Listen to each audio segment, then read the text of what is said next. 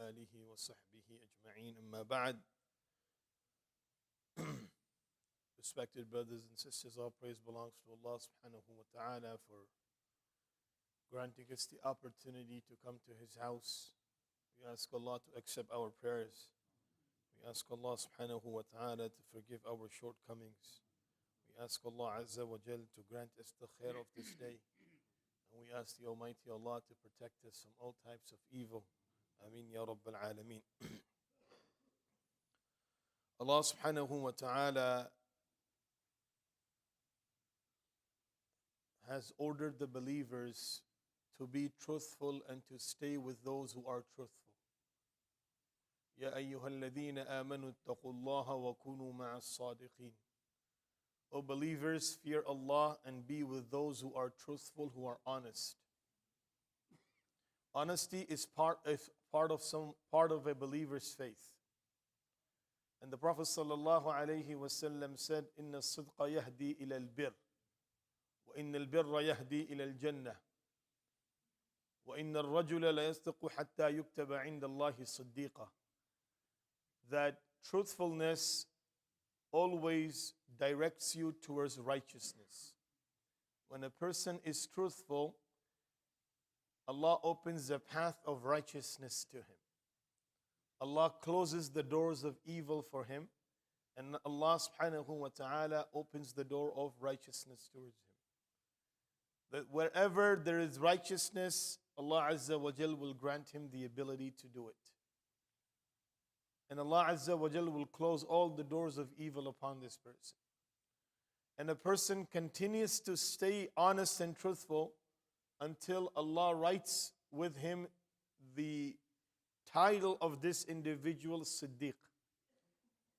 Siddiq is a category that is a category after Anbiya.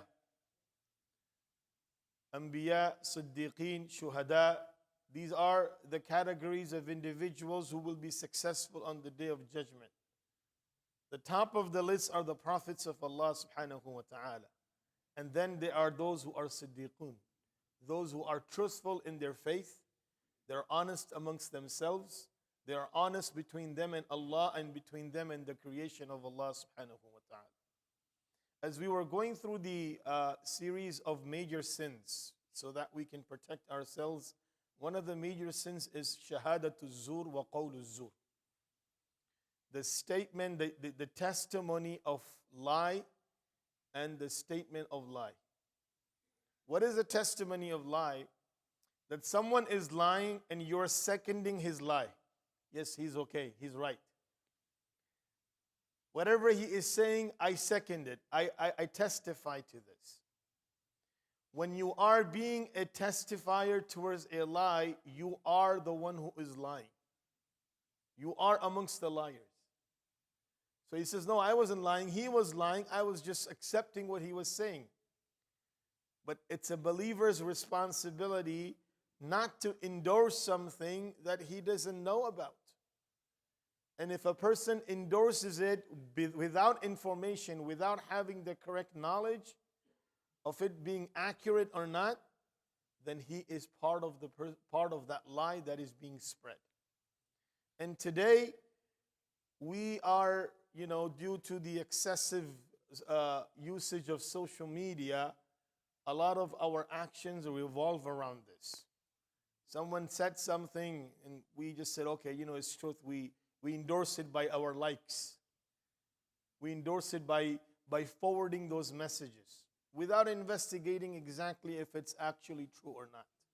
If a person doesn't know the reality of it, then it's best for him to stay away from it.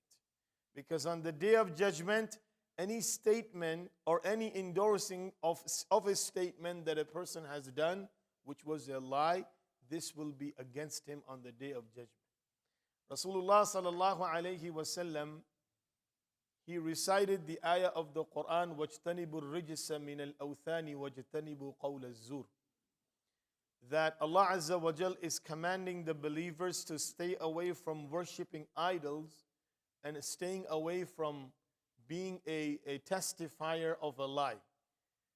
And the Sahaba said, Ya Rasulullah, adilta, you have made a lie equivalent to shirk. Rasulullah sallallahu alayhi wasallam said, lying is indirectly connected with shirk. How is it connected with shirk? Because when a person lies, eventually his lie will get on to that level where he denies Allah subhanahu wa ta'ala. And shirk is the greatest lie. And what is that?